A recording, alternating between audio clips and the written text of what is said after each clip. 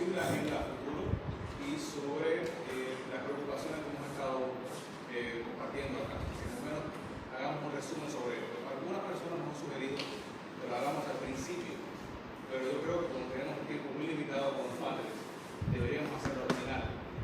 En el caso de hacerlo al final, lo haríamos después del último panel, lo cual dejamos a su discreción si quieren permanecer, quedarse acá para conversar sobre esto, son invitados e invitadas. En el caso que realmente quieran descansar, ustedes por supuesto pueden irse al hotel, hasta la cena a las 7, pero realmente nos gustaría mucho que permanecieran para poder conversar sobre estos temas. Sería básicamente reflexionar sobre la agenda a futuro y un poco hacer un resumen de las preocupaciones principales que se han estado diciendo acá. Entonces, una vez más, después del último panel, si desean quedarse, si desean permanecer para conversar sobre esto, son invitados e invitadas. Damos inicio a la sesión.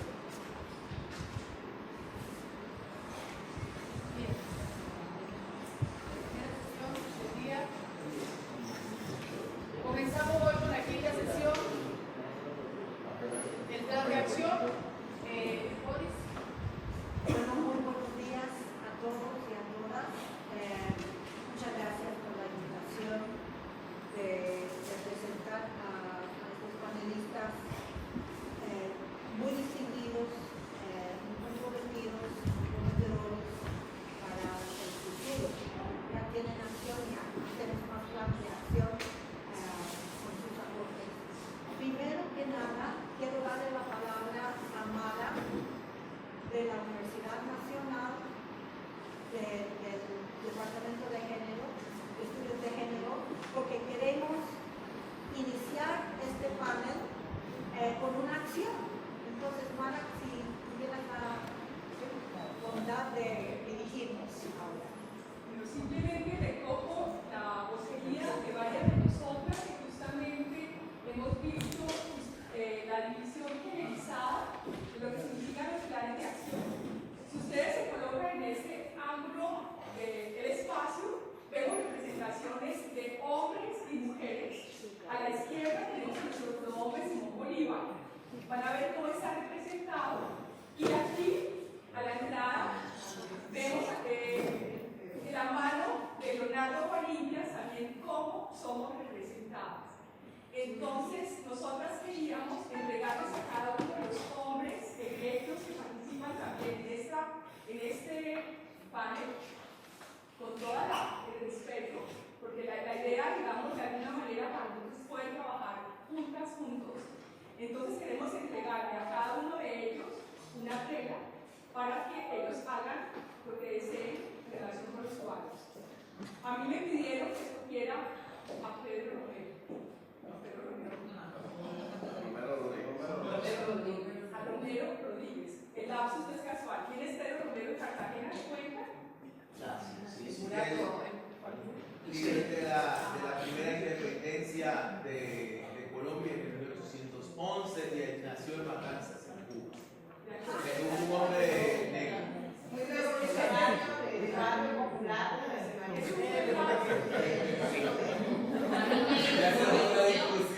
A mí me correspondió entregarle la página a Pastor Bonito.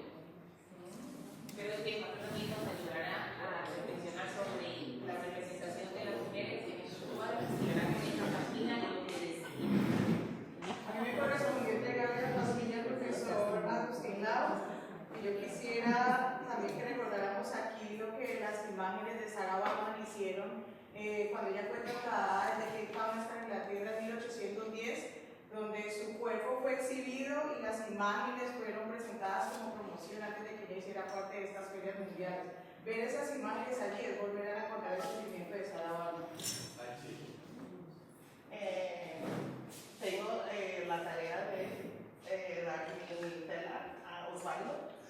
Yo creo que una cosa que discutimos era que si era importante que las colombianas sean enfrente de esa acción, y es súper importante, pero siendo una mujer negra sabemos que ese tipo de imágenes no son específicos a ningún país, son imágenes que circulan, es un tipo de opresión que circula en el mundo, pues.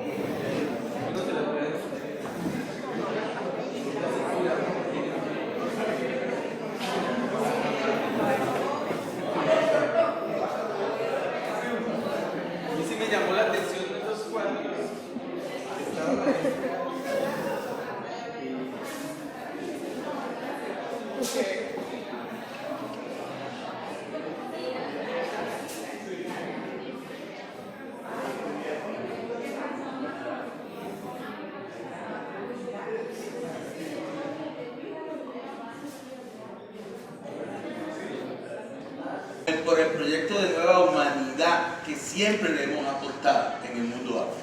Y que estamos luchando porque sea La mano de los cubanos.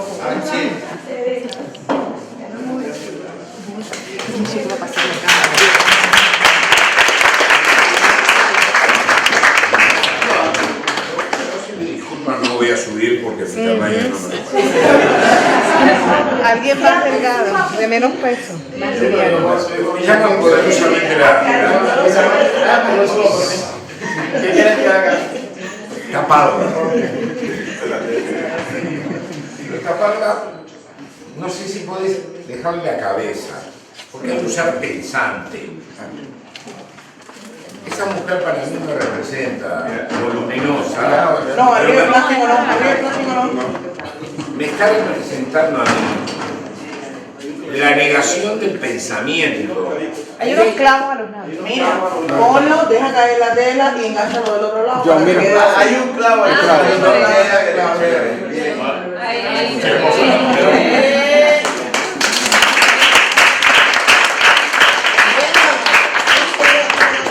Hay una cabeza pensando, hay una cabeza transformando, hay una cabeza creando vida, creando mundo, generando nuevas utopías.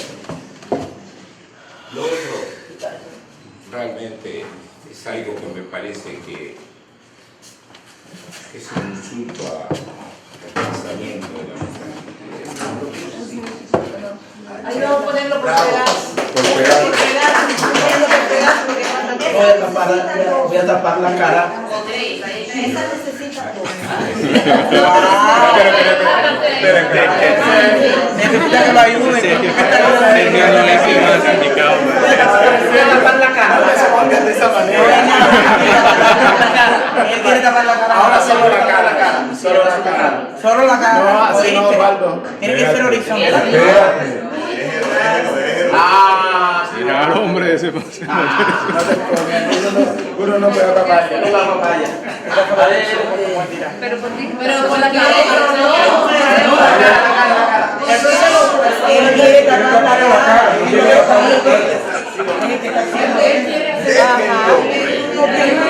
Ella le decía. Él ha dicho que quiere taparle la cara. Claro, quiero taparle la cara.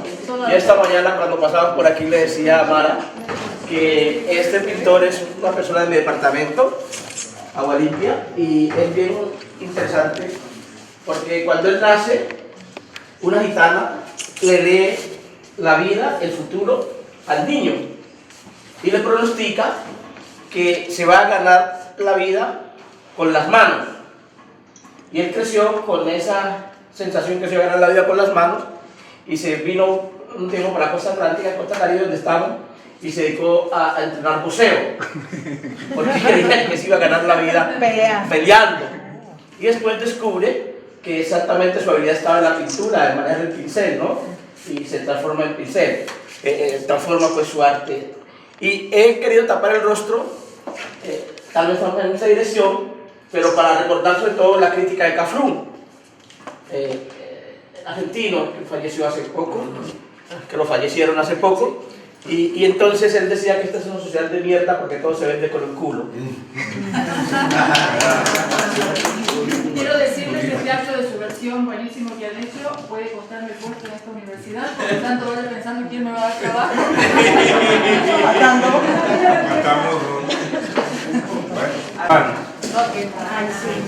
Y no sé cómo hacer, pero bueno.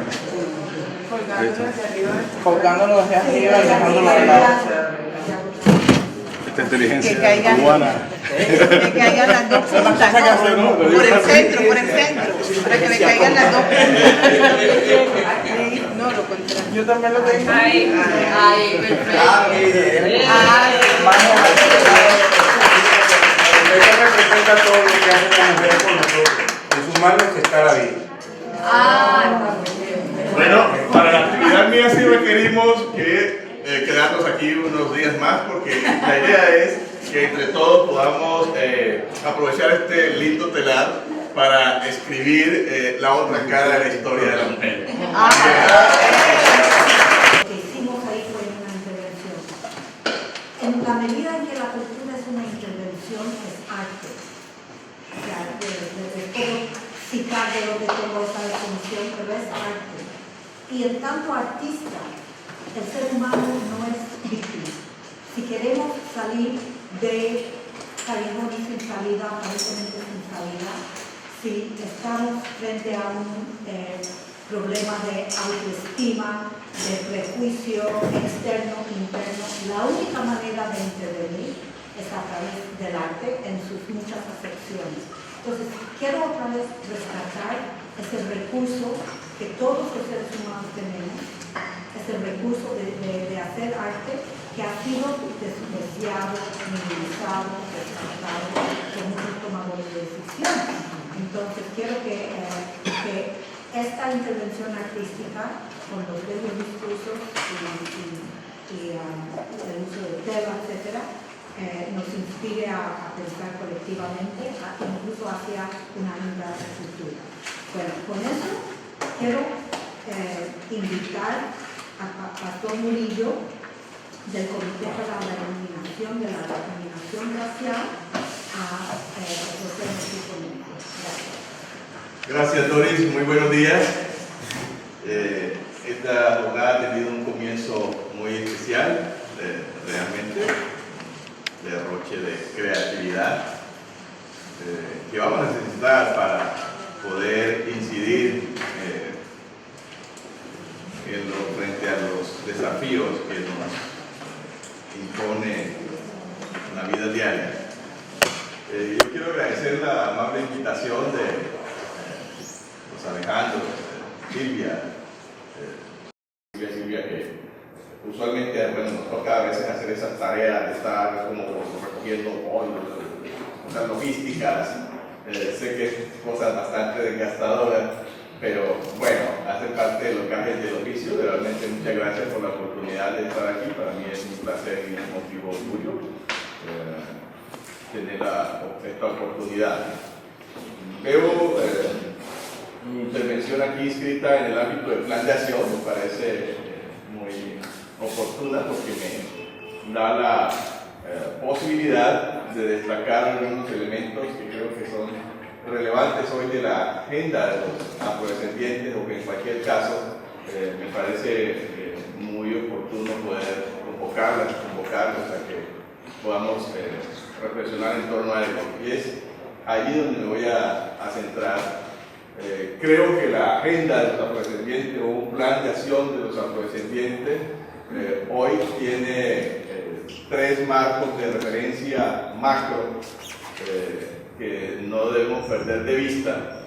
En primer lugar, los objetivos de desarrollo sostenible, esos 17 objetivos con sus 169 metas, por donde se le vea, los afrodescendientes, los 300 millones de afrodescendientes de las Américas, estamos en el centro de estos objetivos, que en esta oportunidad, de diferencia de los objetivos del milenio, tienen una virtud, si se quiere, o un elemento adicional, y es que por primera vez quizás la Organización de las Naciones Unidas logra articular en una sola agenda tres asuntos que han estado allí subyacentes, o que han estado en el centro del accionar de la comunidad internacional, pero que no habían logrado ser articulados. Y es que en los Objetivos de Desarrollo Sostenible tenemos en este momento los temas relacionados con la paz y la seguridad internacional.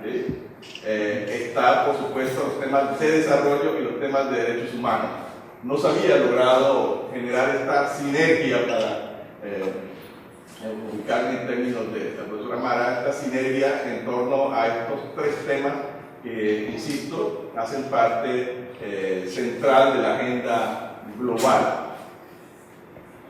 Junto con los ODS, tenemos en este momento un acuerdo muy importante, que es el Acuerdo de París sobre Cambio Climático, que igualmente nos toca a todos, y donde los afrodescendientes nuevamente estábamos en el centro. Usualmente nos preocupamos por los efectos negativos del cambio climático, pero podemos olvidar que también implica oportunidades que están aprovechando otros en algunos ámbitos.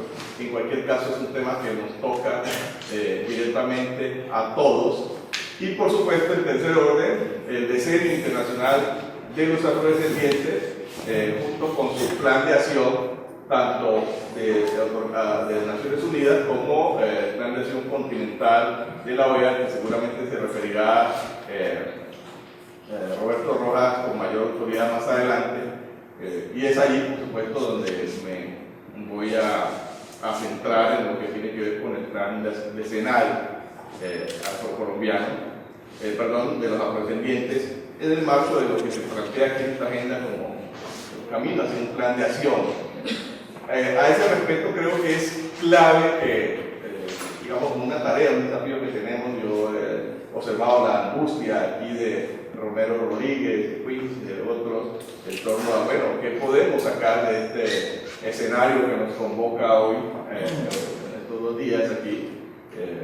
Y a veces da la impresión de que nos sintiéramos como si estuviéramos aquí en una suerte de arca de Noé, en medio de toda esta tormenta.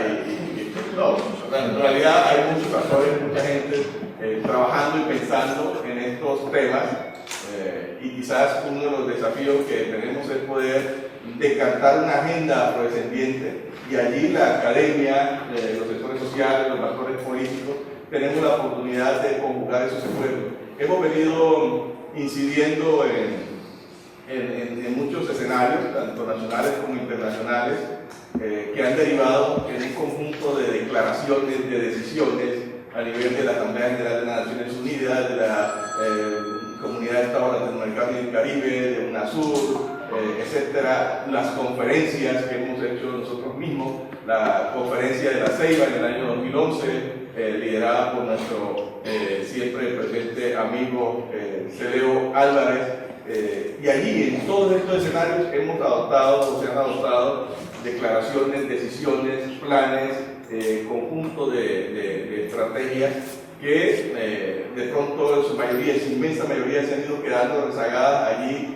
en los papeles, y por supuesto pues, tenemos otras declaraciones aún mucho más abarcadoras, como la de Santiago y de Durban, que de alguna manera también sufrieron un cierto congelamiento, si se quiere. Sabemos que en el caso de la conferencia de Durban, después de los hechos del 11 de septiembre, pues fue un impacto realmente muy negativo, que minó las posibilidades de que esta conferencia hubiera trascendido de manera sustancial allí donde el afrodescendiente surgió como sujeto objetivo del derecho internacional, considerado en su sentido más amplio.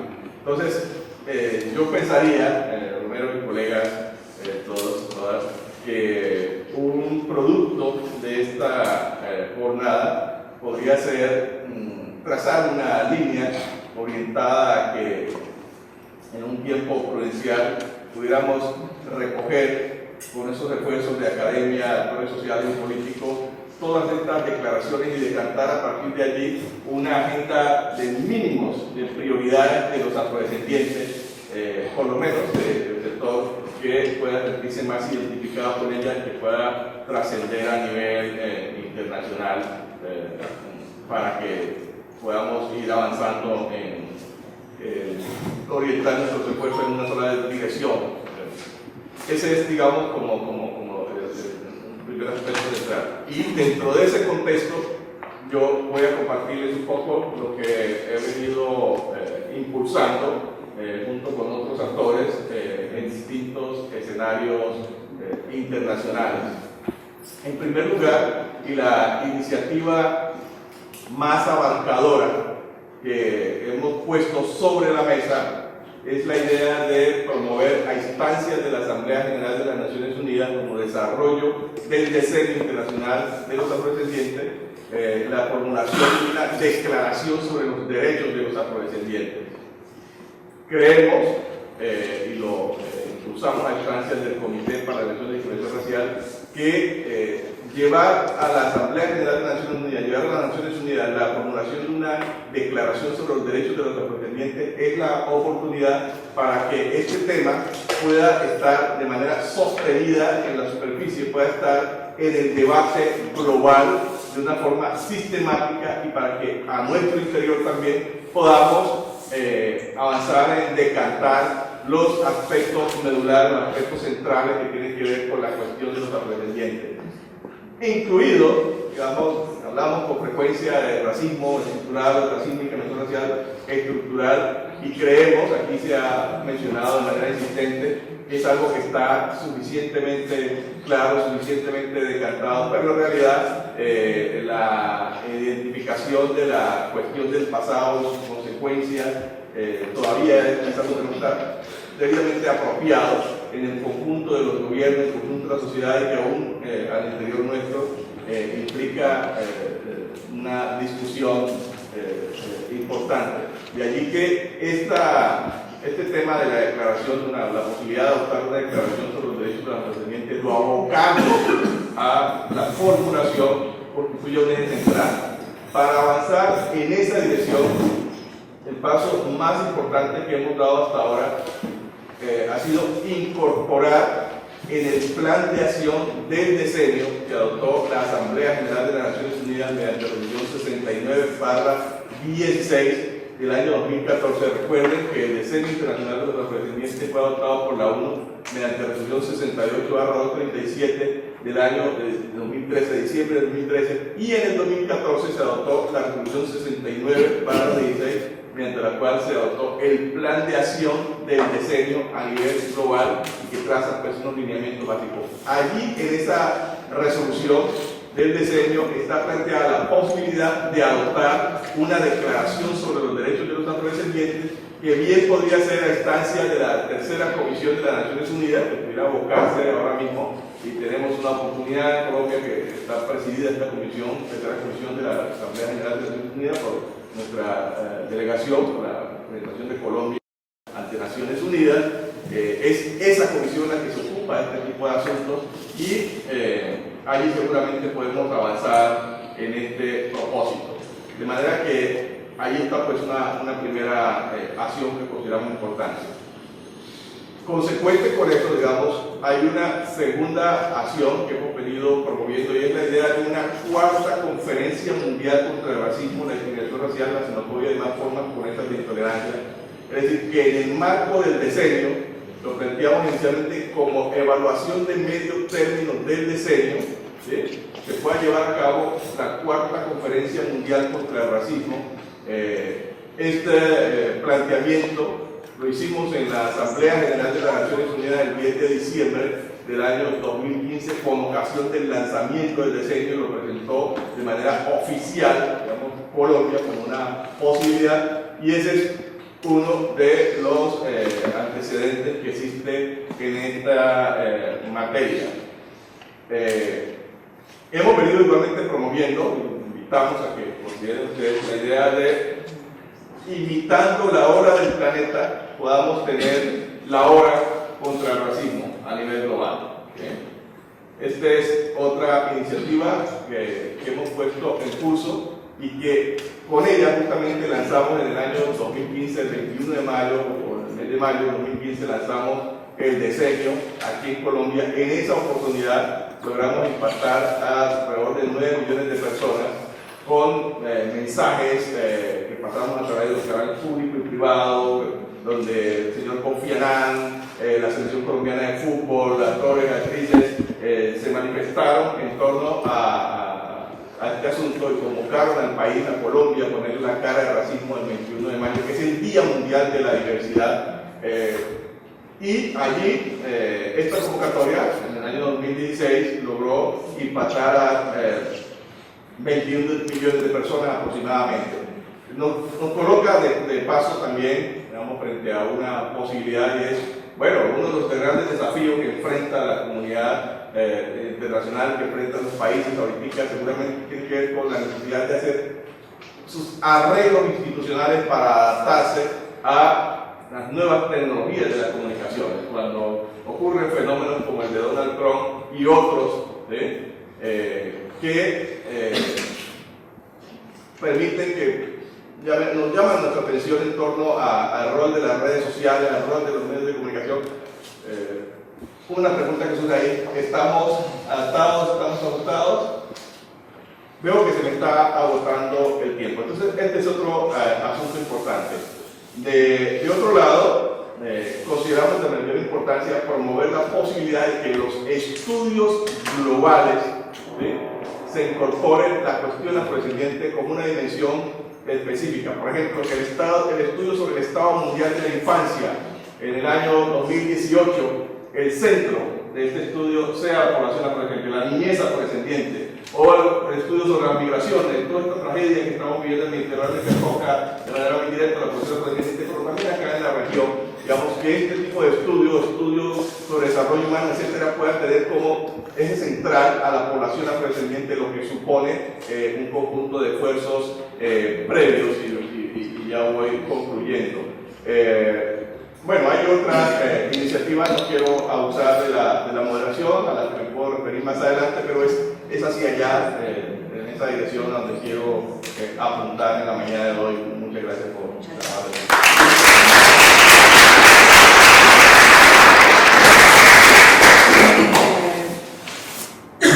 Agradecemos mucho el aporte de Pastor y también el recordatorio que nos ha hecho al terminar. El tiempo cuenta y corre, entonces les voy a pedir a todos los participantes que se sigan a los 10 minutos cada uno. ¿Okay? Y ahora vamos a escuchar a Silvia García Sabino, consultora externa de la SEEIC. Gracias, muchas gracias. Y gracias por la invitación. Y gracias a esta iniciativa de la Mañana de las Mujeres, que es muy interesante realmente. Bueno, estamos en el marco del diseño y en la mesa sobre el plan de acción. En el marco del plan de acción, y respondiendo a una demanda de dirigentes de 12 países de América Latina, que pidieron la renovación del relevamiento de organizaciones de la población afrodescendiente de América Latina, SEGIP, con apoyo de AECI, me pidió que lo hiciera y ya está publicado en castellano y en portugués. Ahí, como ustedes verán, están los nombres de todas las organizaciones y algunas fotos de personas conocidas y aquí presentes a quienes les hicimos una entrevista. Esto no funciona como pero suponer, pero a lo mejor lo logro hacer funcionar.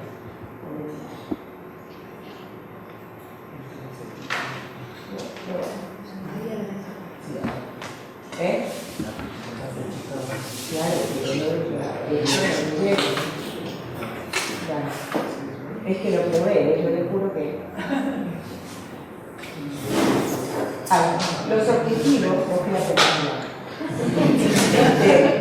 los objetivos son la actualización del estudio que se hizo en el 2008, publicado en el 2009, pero se agregaron unos objetivos específicos que están relacionados con tecnologías de información, buenas prácticas de tecnologías de información y entrevistas a líderes afrodescendientes de América Latina. Es por eso que ustedes verán acá a las 15 personas entrevistadas, las fotos de las 15 personas entrevistadas. Lamentablemente se dio, nos agarró la muerte del amigo, entonces no está, y hubo otros dos líderes de Uruguay y de Cuba que no pudieron contestar por razones diversas. Entonces, acá están los objetivos. Partimos de dos bases. Una, la de PNUD, del proyecto Población Afrodescendiente de América Latina, y otra del SEGIP. Prontamente nos dimos cuenta de que esas bases estaban desactualizadas porque, y esto es una me parece, de las conclusiones del estudio, se están dando o se vienen dando una concatenación de alianzas frágiles que hace que muchas organizaciones no permanezcan en el tiempo. Rápidamente las organizaciones dejan de existir, los líderes están, pero ya no en esas organizaciones, entonces es difícil identificar. Finalmente llegamos a una base de organizaciones de 869 en toda América Latina. Les enviamos un formulario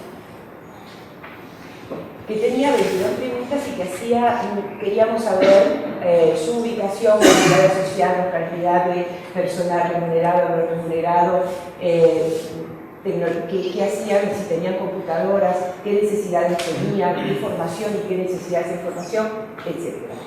De las 869 organizaciones respondieron el 28%. 869 probadas. El 28%. Entonces, esta es otra conclusión. ¿Por qué no responden las organizaciones? Tenemos algunas respuestas, una hipótesis y del resto no sabemos.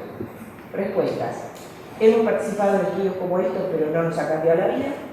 Segundo, los organismos internacionales están relacionados con la CIA y no queremos ser espiados. Tercero, no tenemos tiempo.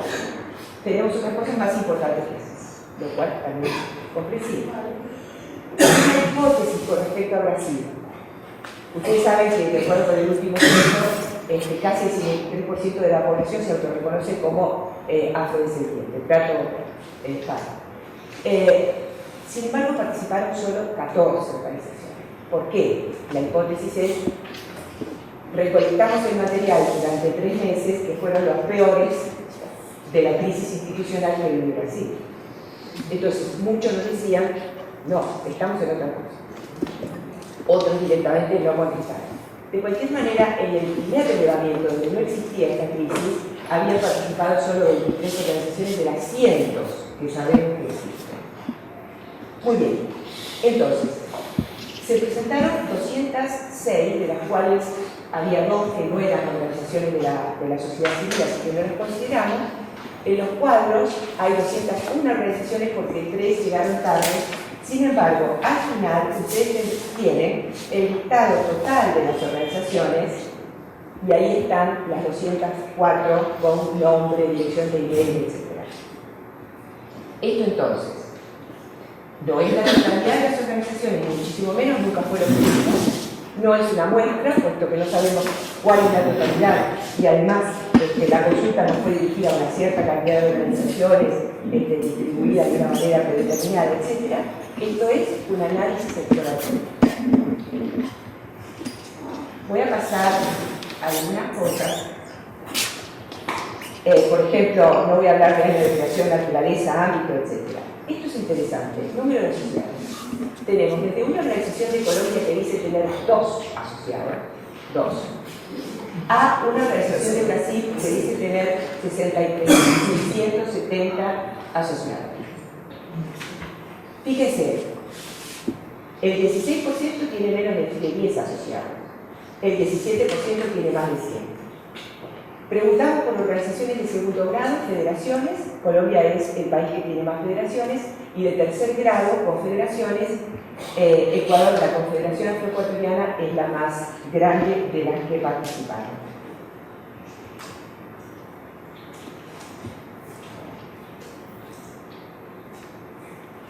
Los objetivos de las organizaciones se repiten en toda América Latina, aproximadamente. Ahí tienen, desarrollo inclusivo y derechos humanos son los más mencionados, pero también actuar contra la discriminación, contra el racismo, visibilización de la población afrodescendiente, etc.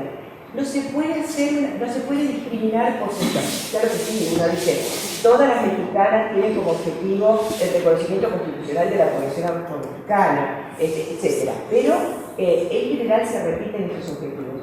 Lo mismo pasa con los fines.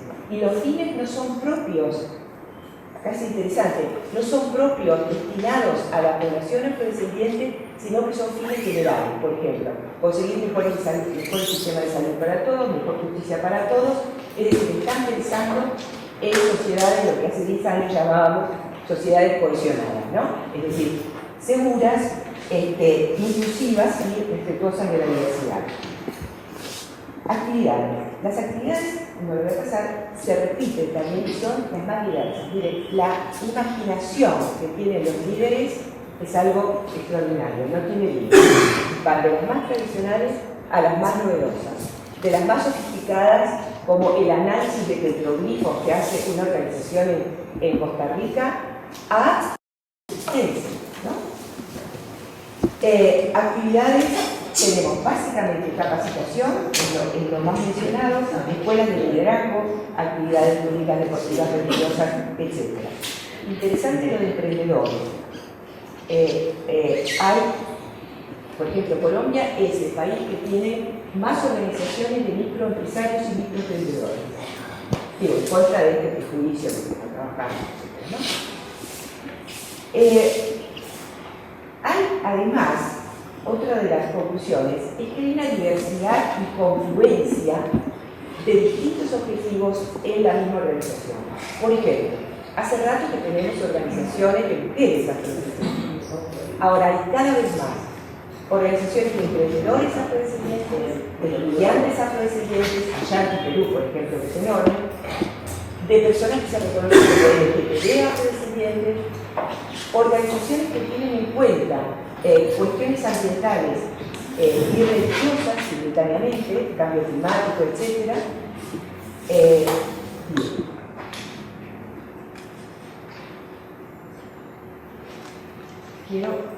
Me falta un cachito. Esto es importante, acceso a Internet. Fíjense, hay 6 organizaciones que dicen que no tienen directamente Internet nunca, pero quienes tienen Internet todo el día es solamente el 65%.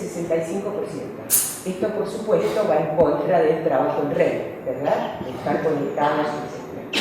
Y cuando les preguntamos,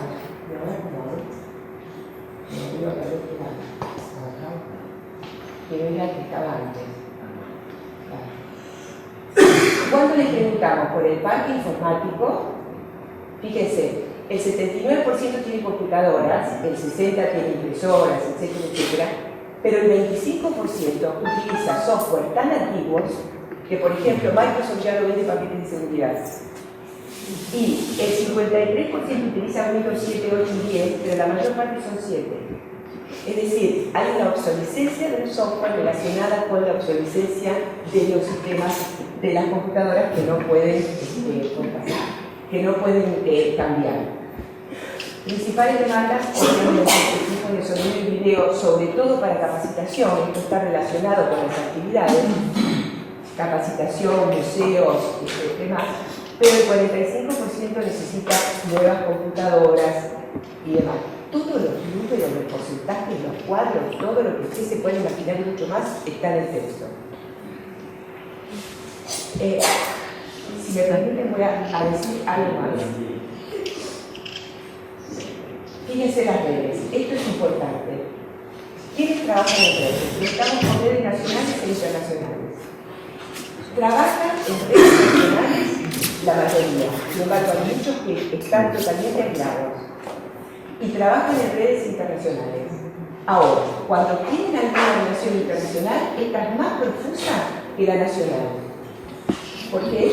Porque en lo internacional el 30% dice que recibe información, el 10% dice que recibe recursos para capacitación, mientras que las relaciones con los gobiernos y las redes nacionales está solo apoyo logístico.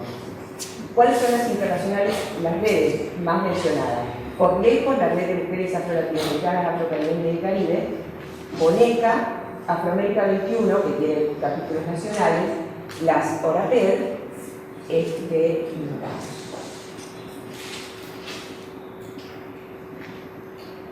lo siento, pero 10 minutos es nada para presentar algo tan.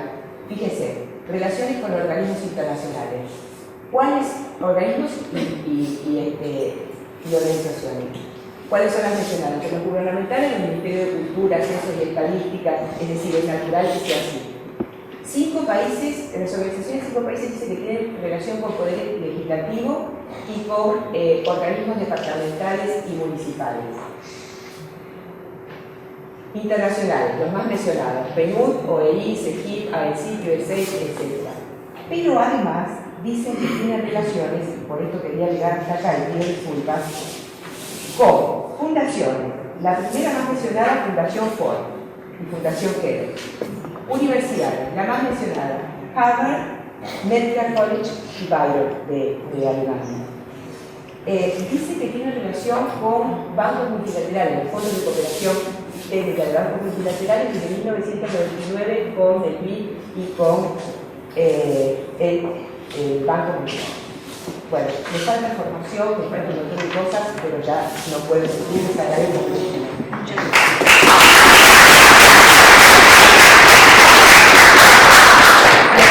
Les paso dónde encontrar el documento. Ah, sí, por favor. El ¿Tienes copia de...? ¿Perdón? ¿Necesitas seguir? Hay que entrar a la web de ese sitio, te digo cuál. Ah, bien, gracias. Porque solamente me han dado 4 o 5 de estos documentos en papel.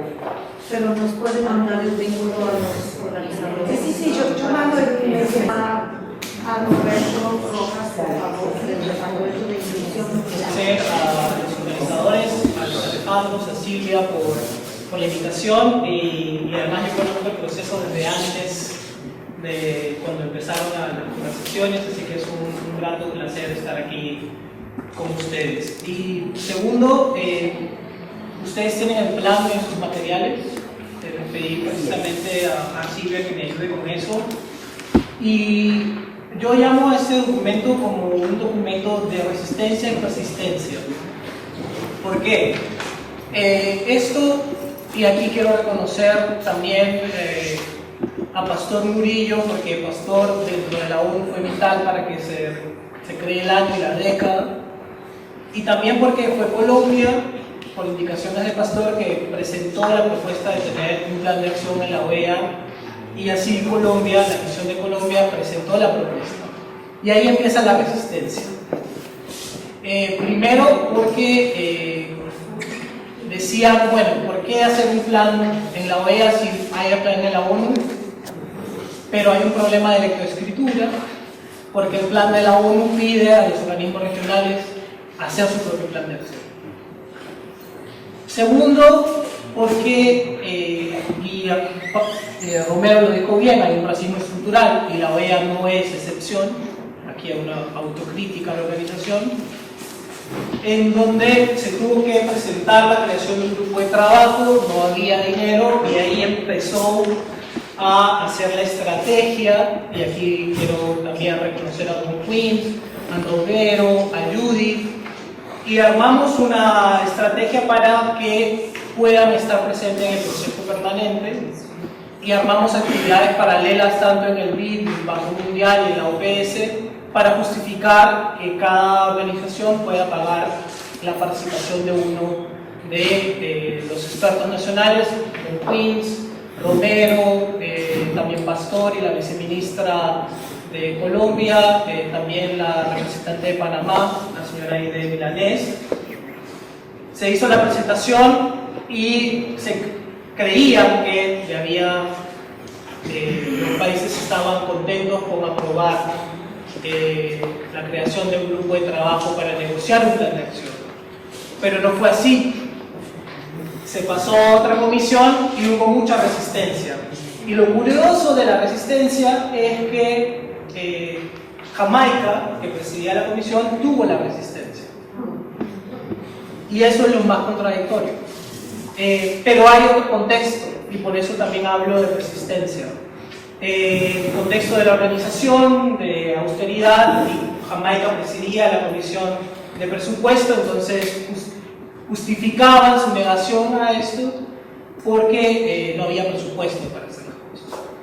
Y nosotros, que venimos del movimiento, sabemos muy bien, y además que como funcionarios públicos, que cuando dicen no hay presupuesto, a quienes cierran el caño primero.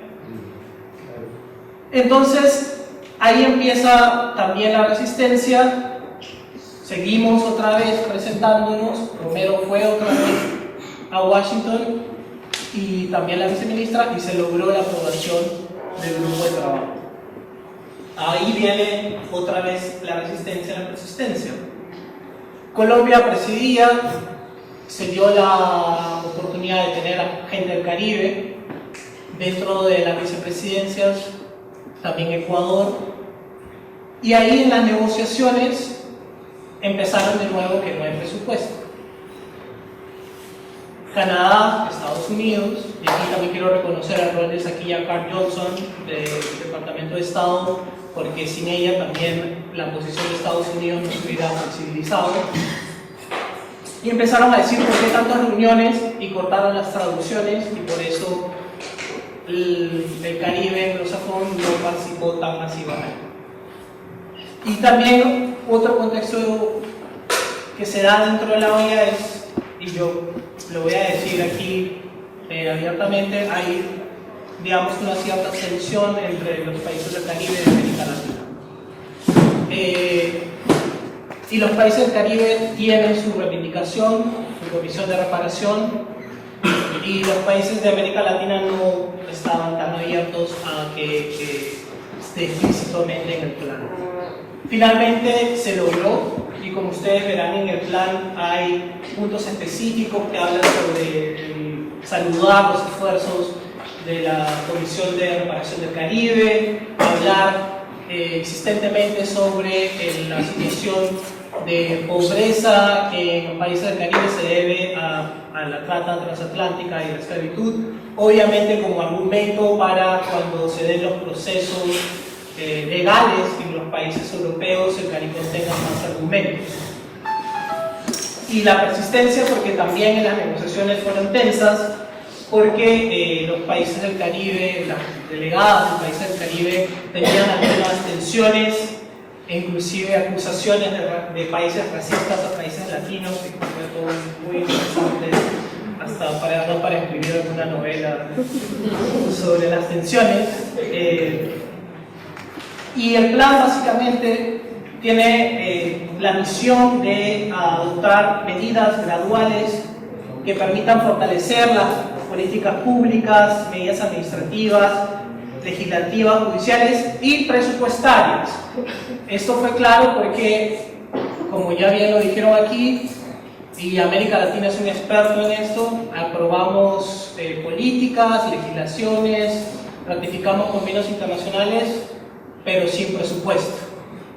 Y eso es un grave problema, porque siempre somos campeones en ratificar, en afirmar y en hacer leyes muy espectaculares, pero al momento de implementarlas no hay el presupuesto.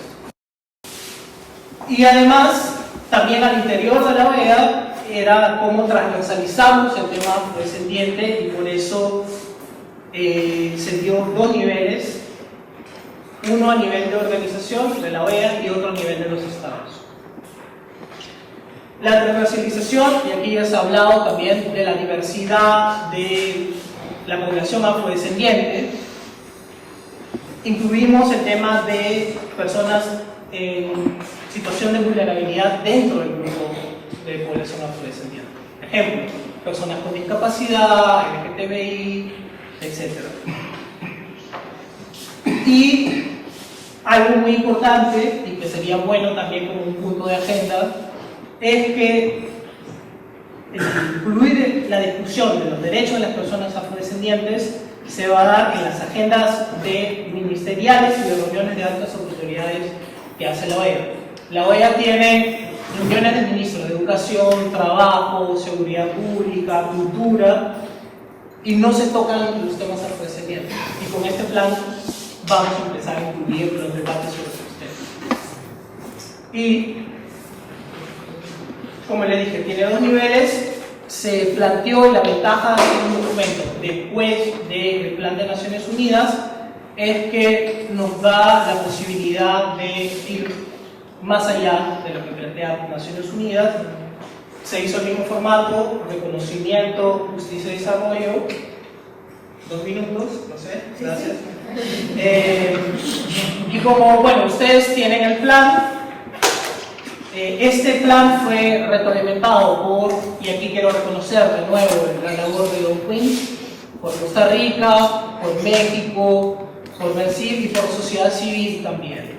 Se hizo una consulta virtual porque no había dinero para hacer una consulta presencial, que fue muy interesante, y quiero destacar simplemente en el poco tiempo que me queda un par de puntos.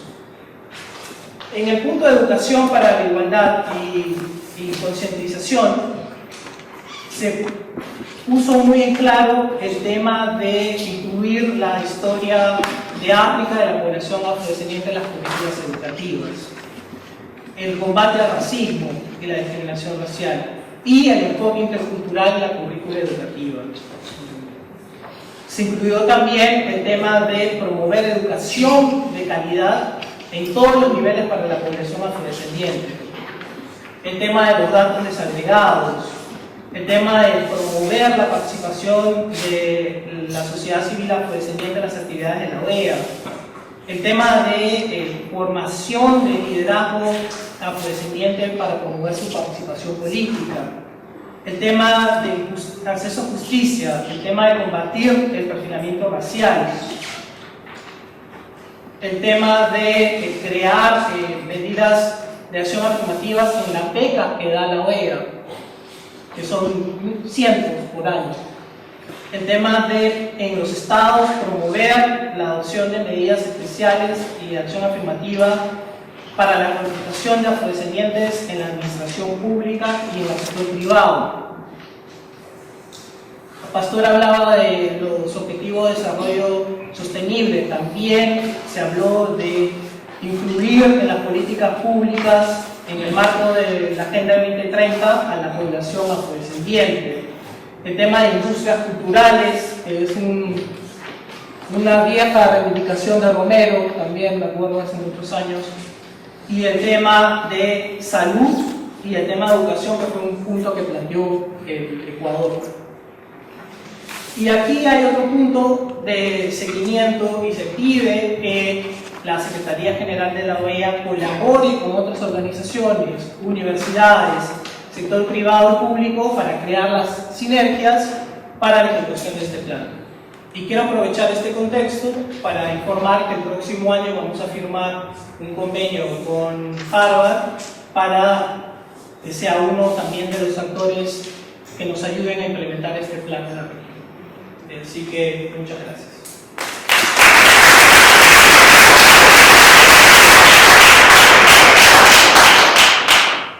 Muy bien.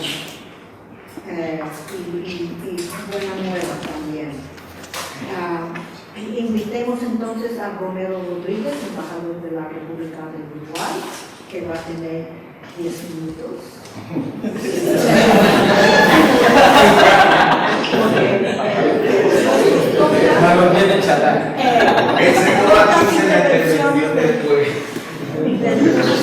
Vamos a limitar las 3 intervenciones a 2 minutos cada una, después de lo que Ya veo que mis intervenciones han causado risa durante todo el día. Debo de hablar demasiado. Pido mil disculpas.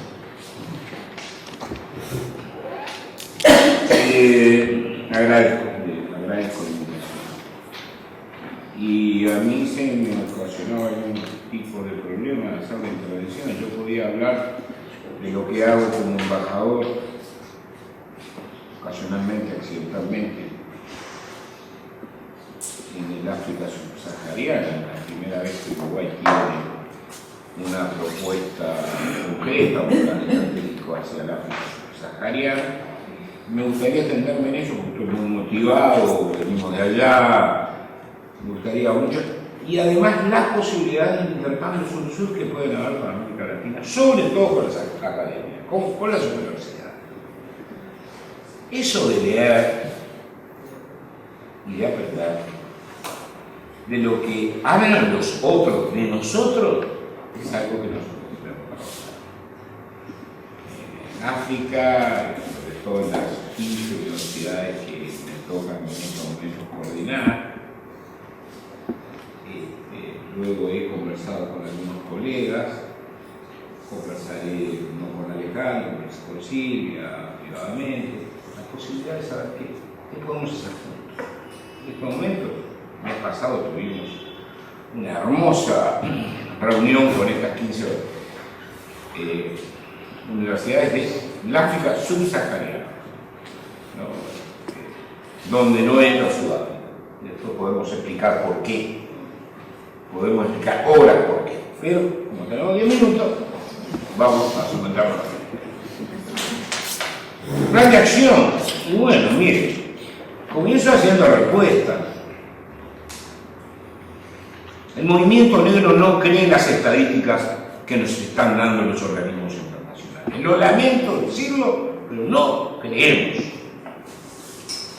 Está diagnosticado.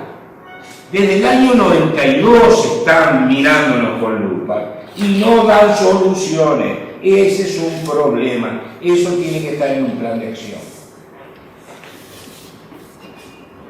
Esa es una discusión que la hemos brindado de todas las formas posibles. Y lo sabe el pastor, lo sabe. No decimos que no lo estudien, sí, lo estudien, pero por favor. Una solución no nos han dado. Y esto lo digo quizás con la propiedad que los años me da. Pero ha pasado con la CEPAL, con la CEGIP, con la ESID. Ha pasado. Han ido 1000 veces a nuestras organizaciones. Y no ha habido una sola autocrítica. Y ese es un problema del plan de acción. Yo recuerdo con Epsi Campbell, hoy tan recordado, Diego, Ivanito Santos, Felipe Carnero y Epsi Campbell, tuvimos la primera reunión con el BID. Ingresamos a la escuela del BID. Recordemos eso. Hoy no estamos en el BID. Estamos a través de la amistad y el compromiso y esa fuerza que le pone Judith. Pero en el BID como tal no existimos. Sobre el tema OEA, Roberto está haciendo un trabajo excelente. Tuve la oportunidad y la alegría de haber sido 5 años embajador bajo instrucciones de Almagro. Recuerdo que la última instrucción que me dio el doctor Luis Almagro fue crear en la OEA, no sé qué pasó después, pero toma nota para que no lo recuerdo. Que acabe lo de Venezuela primero. No, crear una unidad que hiciera alianza efectiva, con plan de acción efectiva con la Unión Africana, y sobre todo con la diáspora. Eso fue la última instrucción que me dio antes de partir hacia la OEA. Todos saben que, como se dice en la carga política, fui un hombre que trabajé estrechamente con Almagro, me une una gran amistad y me posibilitó ser responsable hasta el día de hoy director de la Unidad Étnica Racial de África Subsahariana. Por lo tanto, tengo un gran aprecio personal, eso no quiere decir que no tenga discrepancias en eso. Terminando, para decir la señora, no se me enoja. Plan de acción.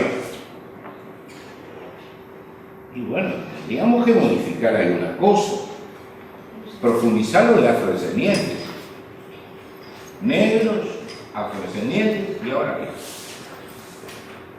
Y en la academia, en ese foro de académicos, pastor, todos los rectores de esas universidades que convocamos, que tuvimos 4 o 5 días muy lindos, me decían, ¿qué es eso de afrodescendiente? Explíquenos, embajador, ¿qué es eso de afrodescendiente? Las universidades. Y ahí le damos la explicación, si sabe una cosa, nosotros somos bantu. Y reivindicamos la diáspora bantú. Y eso es lo que nosotros reivindicamos. Entendemos que como afrodescendientes, un término político que nació en San José de Costa Rica, con el amigo Quince y otros más, pero tenemos que profundizar el elemento étnico y racial en América Latina.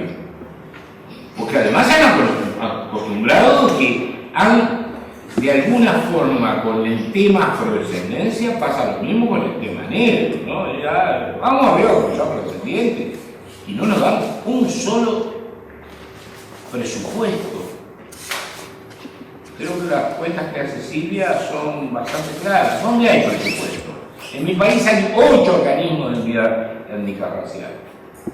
el único que tiene presupuesto y un buen presupuesto es lo que atiende a la policía.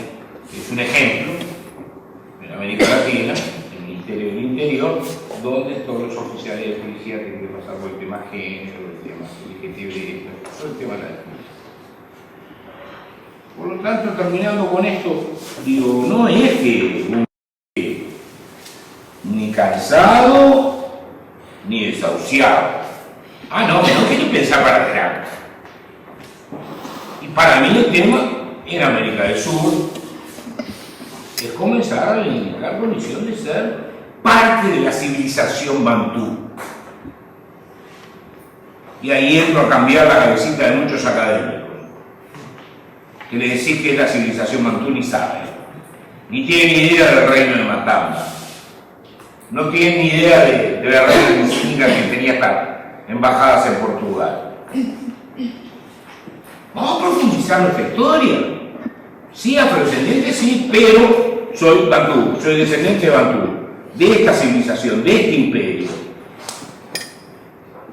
de este sector. O soy Songhai, o soy del imperio de Ghana, o de los tantos imperios y proyectos civilizatorios que ha tenido África. Vamos a profundizar la academia, porque si no está tan fácil la cosa. Lo decías tú, palenquero. Además yo palenquero soy bantú, lo dijiste solo.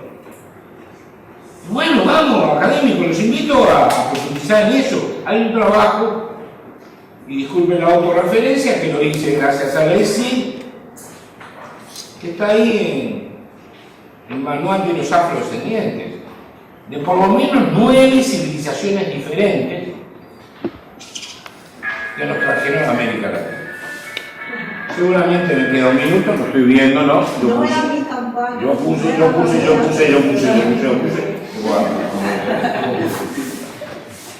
Entonces, un plan de acción significa, en este foro, reeditar esto en los foros regionales, nacionales y posible. En segundo lugar, tener algún mecanismo para que la academia se encargue un poquito de dónde venir. Profundizar la palabra afrodescendiente. Nos olvidamos que la palabra afrodescendiente fue una palabra que tuvimos que realizar de apuro a las 3:30 de la mañana en San José, Costa Rica, para presentarnos ante Durban, para tener identidad política, porque entre los compañeros colombianos, brasileños y Estados Unidos no se ponían de acuerdo por darse de cómo nos íbamos a denominar. Y ahí, bueno, afrodescendiente y afrodescendiente quedó hoy es como una máxima. Y no es para siempre el tema afrodescendiente.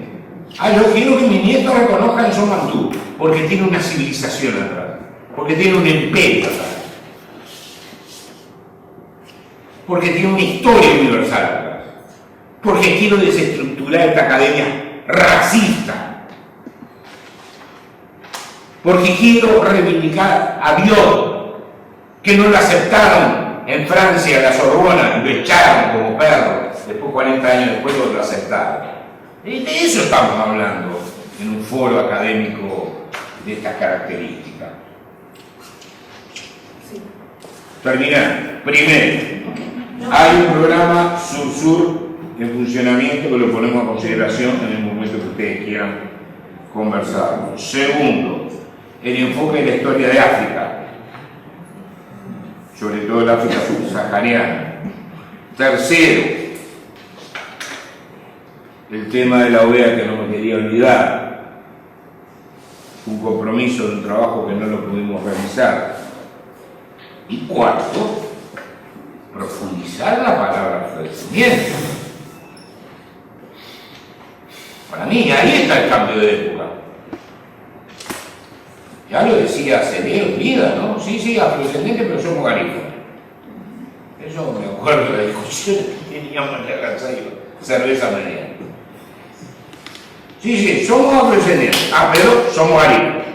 Y segundo, y finalmente, Con todo respeto lo digo y con el amor que le tengo a Silvia y a todos los que trabajan en organismos internacionales de medición, por favor, mírense para adentro una vez. No hemos visto un resultado que haya generado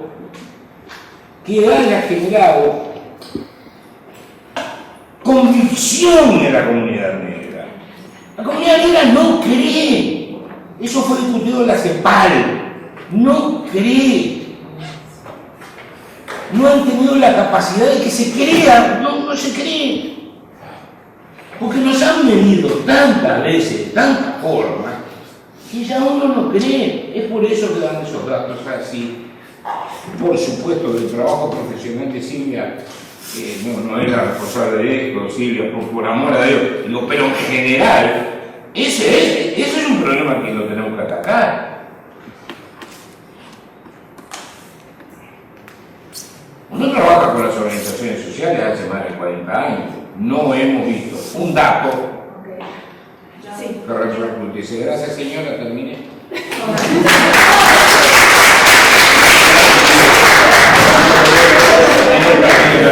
Los compañeros están inspirados a querer hablar con usted. Entonces, Silvia, John, Roberto,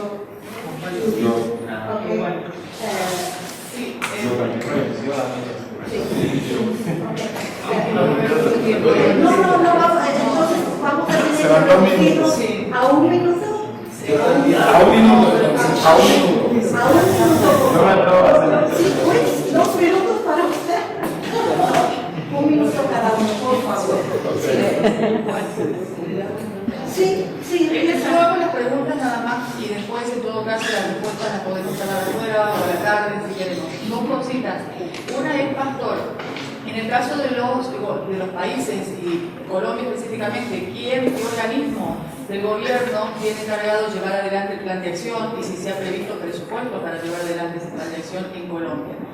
Y lo otro, Romero, a mí me ha pasado, por ejemplo, de llegar aquí a la universidad, que es una universidad donde hay una gran cantidad, un número muy grande de población de estudiantes, adolescentes, y por ejemplo un día llegué y había un montón de estudiantes en una mesa que habían armado y habían escrito varios eslogans en todos vestidas con los pañuelos, ese tipo de cosas, y habían escrito ser negra es una vocación, es decir, el término afrodescendiente no existía, era el ser negro, y hay una vuelta de hecho. Yo escribo, y estoy hablando del año pasado, media cosita más. Yo dicto un curso sobre narrativas afrohispanoamericanas para toda la Facultad de Ciencias Humanas, y yo me doy cuenta que cuando ellos dicen el término afrodescendiente es absolutamente vacío, y no niegan lo negro, el ser negro, ¿no? Entonces, ahí la cuestión de la representatividad no se ve. Ok, muchas gracias. Van a hacer un esfuerzo en un minuto. A ver, yo sí estoy de acuerdo que profundicemos el concepto afrodescendiente y en esta mesa académica deberíamos proponerlo, por cuanto los que estamos haciendo estudios en CEPAL y sobre indicadores, en este momento estamos, yo hago parte de un grupo de investigación de CEPAL, y cuando he planteado, cuando me dice Fabiana, John, ¿cómo vamos a denominar a los afrodescendientes? Yo le dije, no más población, no más comunidades, tiene que ser en el término del derecho internacional, que eso es lo que nosotros estamos buscando. ¿Sí? En el derecho internacional nosotros, los afrodescendientes, somos una expresión civilizatoria originaria de América. Que tengamos bantúes y no sé qué, también tenemos de incas y no sé qué, pero somos una expresión civilizatoria de América. Por lo tanto, reivindicamos el concepto de pueblo afrodescendiente en el término del convenio 169 de la OIT. Y eso nos permite avanzar en lo que está planteando Pastor y que lo apoyamos, en la declaración de los pueblos afrodescendientes, no la declaración de los afrodescendientes, porque lo dejamos como un concepto vacío. Sí, Roberto. Sí, yo solamente quería responderle a Romero sobre el tema de la relación Unión Africana. Había una resolución específica en la época de Sousa, incluso hubo visitas y todavía la Comisión y la Corte de Derechos Humanos la Interamericana tuvo relación también con la Corte Africana de Derechos Humanos, pero, y aquí lo debo decir, eso se perdió en el tiempo, lo dejaron de promover y se puede retomar si hay interés de la misma Unión Africana.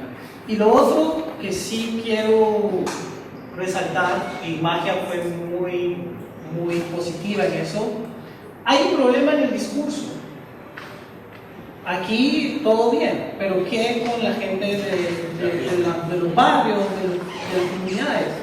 Hay que reconstruir el discurso. Quizás el discurso que estamos haciendo combativo para ellos no les sirve y no les interesa. Entonces, aparte de llamar la reflexión sobre qué es esto de afrodescendiente, hay que replantear el discurso y también incluir a los jóvenes en ese replanteamiento del discurso. Yo muy puntual y más que todo, cuando dice el pastor hay que entrar a las ODS, ¿cierto?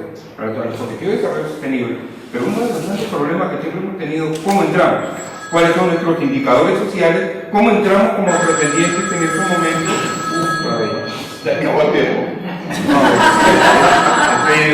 Estoy en línea. Entonces yo creo que desde acá debemos de comenzar a desarrollar una estrategia para construir indicadores sociales en cada uno de los 17 objetivos de cómo están los afrodescendientes ahora y poder ir midiendo cómo termina acá en el 2030. Porque si no vamos a seguir haciendo lo mismo. O sea, no tenemos indicadores y después te preguntan, bueno, ¿cómo ha subido? ¿Ha bajado? ¿Ha subido? O sea, eso creo que va a ser bastante importante. Muy bien. Aquí en la lista tengo, para que tranquilos los que no me voy a contar, tengo a Chris, a Agustín, a Silvia, y Pastor y Rosa. Okay. Pero a menos de un minuto, por favor, porque Si además el café ya está esperando, ¿sí? que se va a enfriar. Ok, se va a enfriar.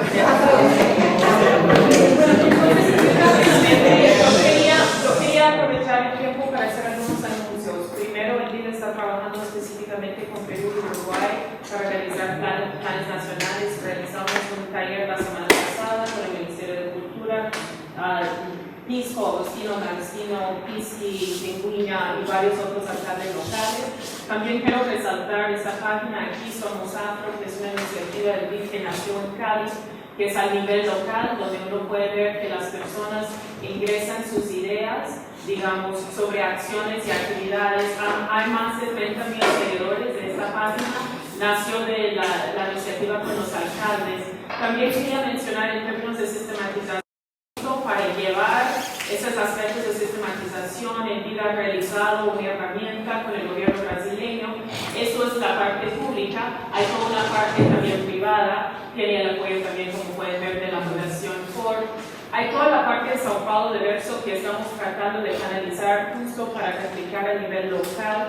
Esto es una iniciativa que hace datos y también habla del perfil racial y social, digamos, de los 200 principales forestales que son los suppliers del municipio, pero también de las 500 mayores empresas brasileñas y sus acciones alternativas, que demuestra que realmente no hay presencia afrodescendiente. Todo esto es interactiva, son visualizaciones. Y para avanzar el trabajo que muchos de ustedes saben y conocen de la EPA, que es la base, digamos, para el Plan de Acción Nacional, hemos hecho una visualización de la EPA. Esto ahora estamos testando internamente con el Ministerio de Cultura, pero pueden ver desagregaciones de informaciones, de datos y estadísticas. Puedo disponibilizar esto para personas interesadas aquí en el grupo. Vamos a hacer un lanzamiento formal en marzo.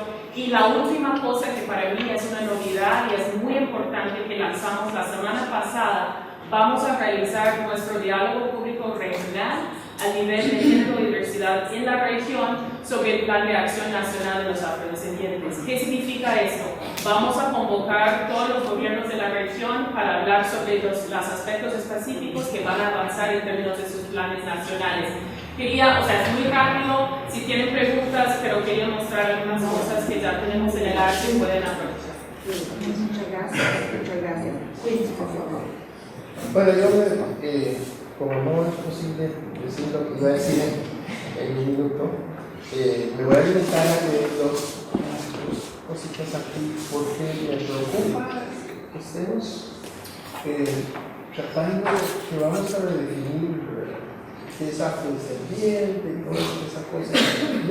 Tenemos que superar eso. Dice el pastor Murillo: en Durban surgió un nuevo sujeto de derecho internacional, el pueblo afrodescendiente, nombre con el cual inicialmente se identificó a los hijos de la diáspora africana que sobrevivieron a la trata transatlántica. Por afrodescendientes se denota a todos los grupos identificados como negros, mulatos, morenos, zambos, trigueños, niches, prietos, y yo agrego, qué sé yo, garífonas o crioles o lo que ustedes quieran. Entre otros, algunas de estas denominaciones hacen parte de los eufemismos recreados en contexto de racismo. Hoy dicho concepto agrupa igualmente a los cientos de miles de migrantes africanos diseminados en todo el mundo, incluido Europa, así como a sus descendientes. Yo vi a afro-turcos diciendo nosotros somos afrodescendientes también. Y dice John Anton: se entiende por afrodescendientes a todos los pueblos y las personas descendientes de la diáspora africana en el mundo. En América Latina el concepto se refiere a las distintas culturas negras o afroamericanas que emergieron de los descendientes de africanos, las que sobrevivieron a la trata y el comercio esclavista que se dio en el Atlántico desde el siglo XVI y XIX. Es decir, a mí me parece que está muy clara la definición. Lo que tenemos y la definición incluye la diversidad. Cuando se dice afrodescendiente no es que todos somos iguales. Y como esa autodefinición, el que quiere seguir llamándose, adoptando la terminología colonial de los imperios, pues está bien que se autodefine, no hay ningún problema. Muy bien. Agustín y después. Sí, tres puntos muy rápidos. Primero, bienvenido la propuesta del pastor Murillo de desarrollar una agenda mini que articule el núcleo común. Ahora me parece que es importante reconocer las diferencias para poder entonces llegar al núcleo común. Y ahí es importante mencionar no solamente la cumbre del 2011, sino también la conferencia en Venezuela, el cuarto encuentro en COI en Venezuela, donde constituimos la articulación regional afrodescendiente en América Latina y el Caribe. Integrar esa declaración, entonces ver cuál es el núcleo común. El año pasado, y es importante hacerlo explícito, Romero, cuando se le hizo el homenaje a Celeo, había una foto ahí que estaba Chucho, Romero y Celeo. Yo estaba ahí también, pero me sacaron de la foto. Esa foto estaba yo. Pero Alfonsito y Silvia, Alfonso seguramente me quisieron sacar. Pero es un chiste.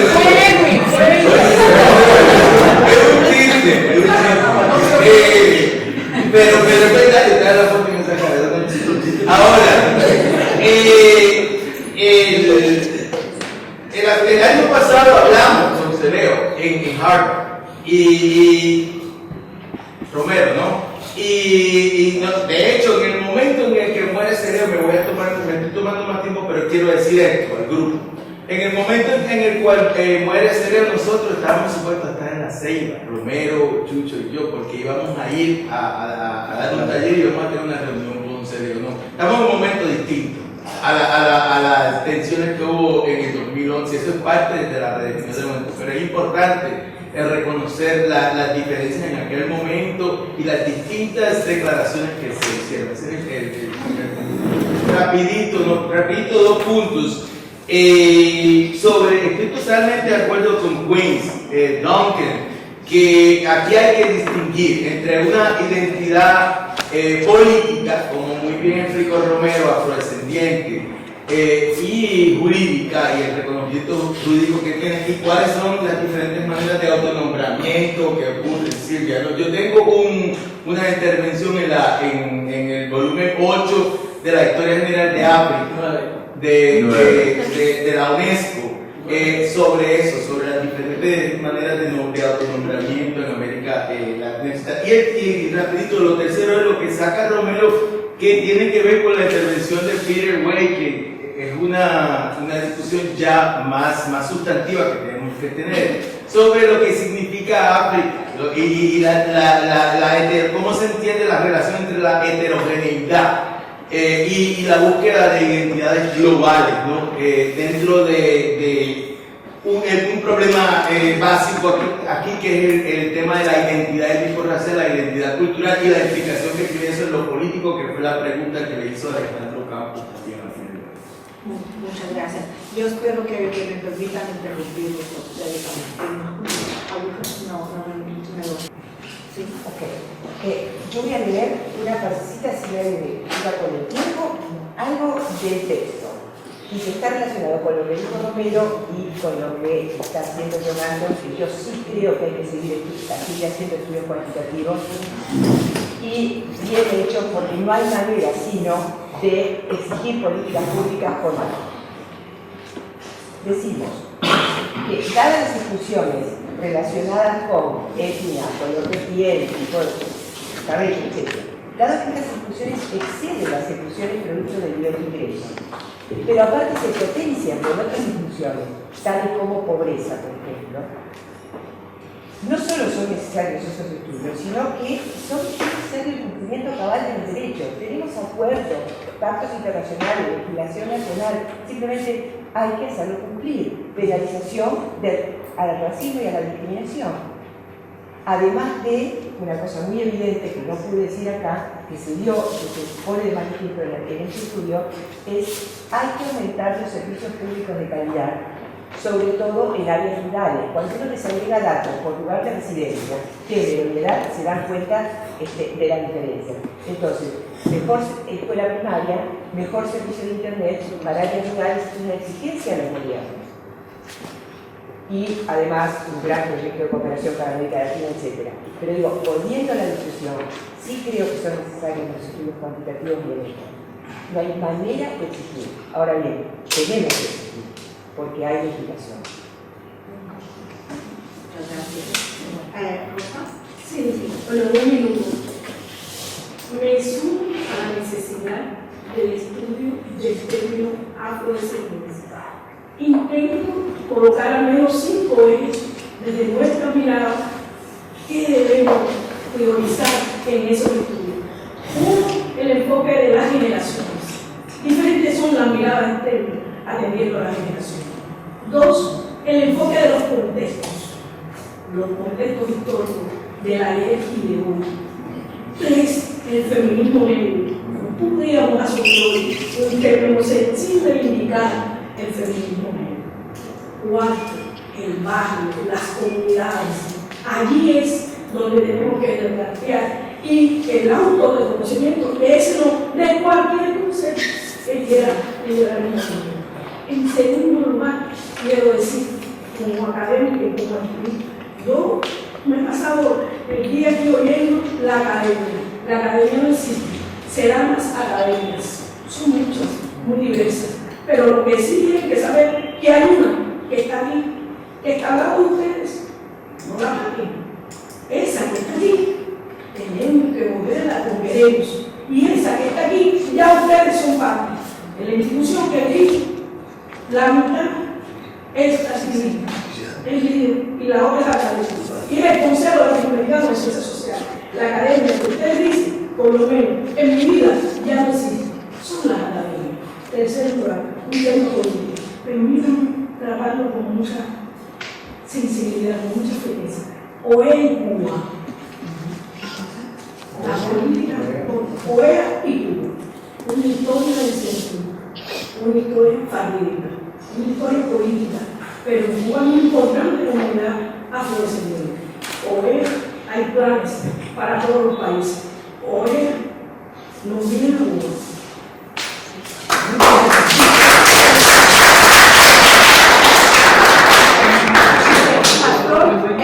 Tuviste la primera palabra, ahora tienes la última. Gracias. La pregunta de Silvia. Colombia, la institución responsable del tema del diseño es el Ministerio del Interior. No obstante, se creó una comisión por ley, el artículo 112 del Plan Nacional de Desarrollo, se creó una comisión intersectorial que es la encargada de avanzar en esta dirección, que está pendiente de instalarse, pero ya tenemos los planes listos. No hay un presupuesto específico asignado para este asunto. Las energías sí se han puesto en tratar de filtrar la dimensión en las cuestiones globales para que impacte, porque no hay voluntad política para lograr un presupuesto particular que sea sugestivo. Segundo, en la resolución por la cual se adoptó el Diseño Internacional de los Afrodescendientes, la resolución original que aprobó la Asamblea General, estableció Diseño Internacional de los Pueblos Afrodescendientes. En el proceso de edición desapareció el concepto de pueblo. En lo personal, que he estado, digamos, cerca de este asunto, no invertí energías en esa reivindicación, porque creo que hay que ir también de la mano con lo que la gente está demandando. La gente, es decir, se necesita que el pueblo afrodescendiente reivindique su condición de pueblo. Acá está como la institucionalidad o un individuo X reivindicando unos conceptos o unas posiciones que no necesariamente lo está demandando la comunidad, a veces no necesariamente es lo más sugestivo, lo más conveniente. Entonces, sí tengo el texto original donde figura ese nombre y ojalá se avance en ese esfuerzo por reivindicar un mismo pueblo. Tercero, y termino, simplemente para listar hacia adelante, para ustedes que quisiera hacer alusión a algunos avances que tenemos en torno a una eventual encíclica papal que reconozca las consecuencias del rol de la Iglesia Católica en la esclavitud de la transatlántica. Por eso hemos avanzado. El tema del foro sobre el pueblo indígena afrodescendiente de Naciones Unidas, que también está en curso, una recomendación general del CER, y por noviembre, diciembre del próximo año, Portugal seguramente será sede de la Conferencia de Europa sobre los afrodescendientes en el marco del diseño de las 5 conferencias que ha acogido y decidió Naciones Unidas. Gracias. Muchas gracias.